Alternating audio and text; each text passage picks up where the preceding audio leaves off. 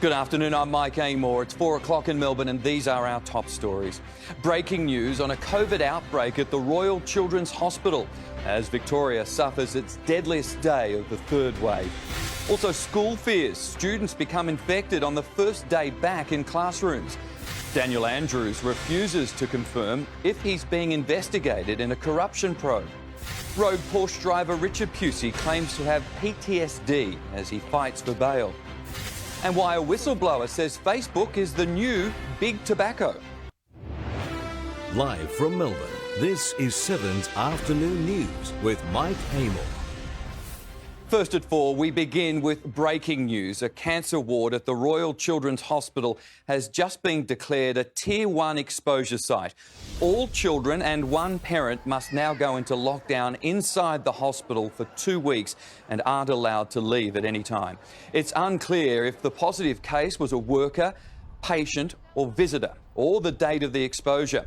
We're standing by to bring you the latest from the hospital in a news conference just ahead. It's another setback on Victoria's deadliest day of our third wave. 11 Melburnians succumbed to the virus and more than 1,400 new cases were recorded. There's growing pressure on our hospital system with more than 14,000 active cases across the state. But the government is looking ahead to life beyond lockdown, revealing plans for rapid testing in health and other high-risk workplaces. Here's Georgia Comensoli. Victoria has just hit a week of recording more than 1,000 cases a day, and sadly overnight 11 Victorians have lost their lives to COVID. 1,420 new cases recorded in the last 24 hours. There's 525 COVID patients in hospital. Our health system is starting to struggle under the increasing demand. Peak bodies now declaring hospital staff are often missing meals and breaks to battle understaffing. The government announced today 2 million rapid antigen tests will soon be rolled out across the health system, with hopes of bringing them into other environments, including schools, correctional facilities and childcare. It will be part of the staff surveillance program. It will be used to manage close contacts. It will be used to triage patients. What rapid antigen testing offers us is an additional tool, and particularly to enable individuals and workplaces to bring testing closer to people. And for Victorians wishing to come home from New South Wales and the ACT, there is some light at the end of the tunnel. New rules mean if coming from an orange zone, residents only need to test on their return and isolate until they get a result back. Victorian residents can return through an online application. They would need to test and home quarantine for 14 days. Meanwhile, the City of Melbourne has revealed strict new vaccination rules for when the city opens up. All contractors and council staff will need to be double-dose vaccinated by November. As for our vaccination rates, 83.8% of eligible Victorians have had at least one dose of a vaccine. As for double dose, we're sitting at 54%. Mike? Georgia, thank you. It's been a rocky return to school for Year 12s at 4 secondary colleges in Melbourne's north and west. They've each had a student test positive after sitting yesterday's GAT, forcing classmates into isolation. Paul Dowsley has more. 85,000 Year 12 students sat the VCE General Assessment Test yesterday, and among that large group were 4 students who had COVID, and as a result 4 schools are closed across Melbourne's north and west. They are Glenroy College, Ruthven Secondary College in Reservoir, Roxburgh College in Roxburgh Park and Point Cook Secondary College. It's a regret, and I'm sure it's a big blow for those 4 young people and their families. Last Friday, the Health Department strongly urged students in 22 hotspot postcodes to be COVID tested before the exam, and about 8,000 took that advice and were given priority at testing stations.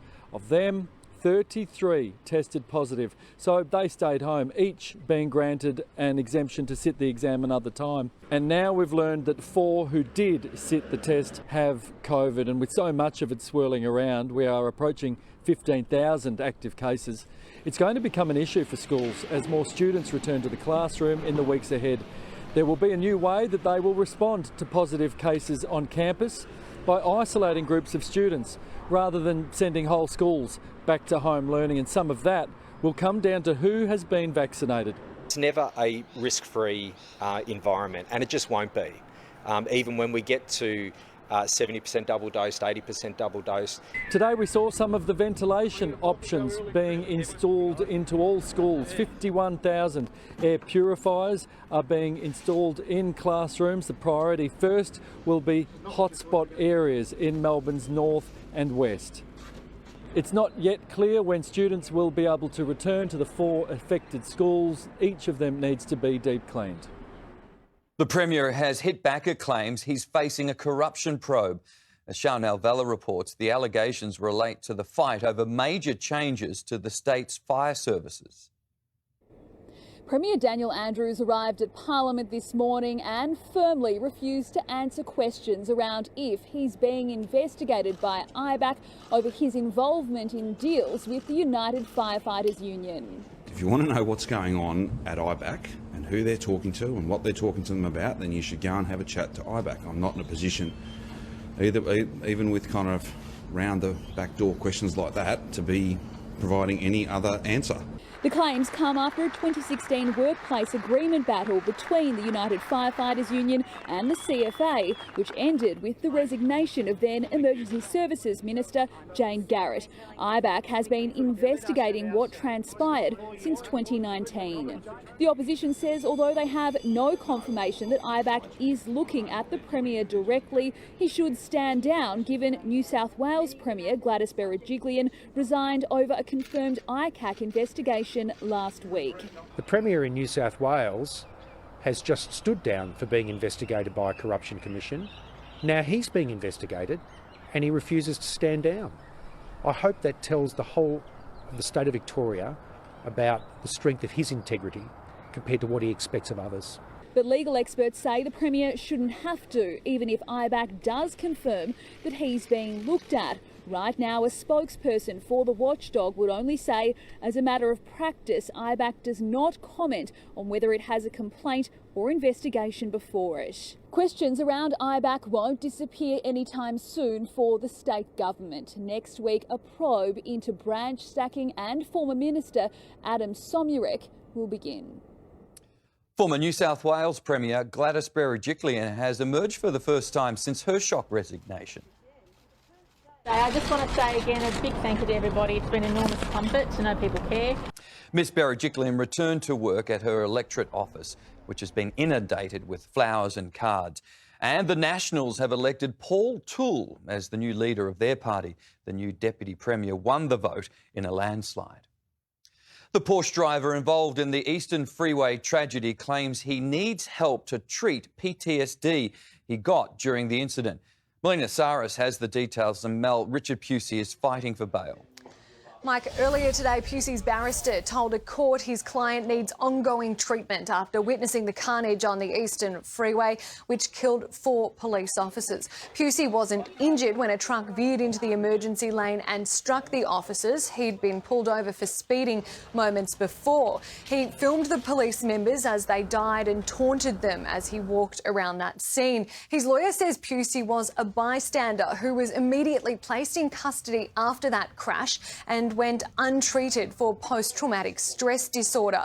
The 42-year-old appeared briefly over video link from jail. He was arrested on stalking charges 3 weeks after being released from prison. Pusey will be back in court next week, Mike. Mel, thank you. The so-called Facebook whistleblower has accused her old employer of moral bankruptcy in a highly charged appearance before a US Senate committee. She claims the social media company deceives users and spreads extreme messages. Here's US correspondent Tim Lester. It's the David and Goliath battle shaking the world's biggest social media company. Facebook versus ex-employee Frances Haugen. This morning, US senators applauded the latter as they questioned her in a hearing on Capitol Hill. Facebook is stuck in a feedback loop that they cannot get out of. 37, Harvard-educated, a data specialist. In May, Frances Haugen not only quit Facebook, she took with her thousands of internal documents. They have been hiding this information because they feel trapped, right? Evidence suggesting the company only tackles a tiny fraction of violent posts, as well how posts on Facebook's Instagram increase body image fears among teenage girls. Problems she claims Facebook won't address because it wants to protect profits. And that's what moral bankruptcy is. And big tech now faces that big tobacco jaw-dropping moment of truth. The committee chair taking to task Facebook's founder and CEO for posting this sailing video as the fuss around his company unfolded. Mark Zuckerberg ought to be looking at himself in the mirror. Mark holds a very unique role in the tech industry in that he holds over 55% of all the voting shares for Facebook. There are no similarly powerful companies that are as unilaterally controlled. And in the end, the buck stops with Mark. The CEO had another Facebook trauma on his mind today, apologising for yesterday's global 6-hour outage. Facebook services now back from darkness as whistleblower revelations explode around the company. Up next, new details on the COVID exposure on the cancer ward at the Royal Children's Hospital. Plus, arson attack, a COVID patient's car set alight in a small town. And Russia wins the latest space race, sending a film crew into orbit. Back soon, here on 7 and 7+. Good evening. It has been a truly momentous day in the history of our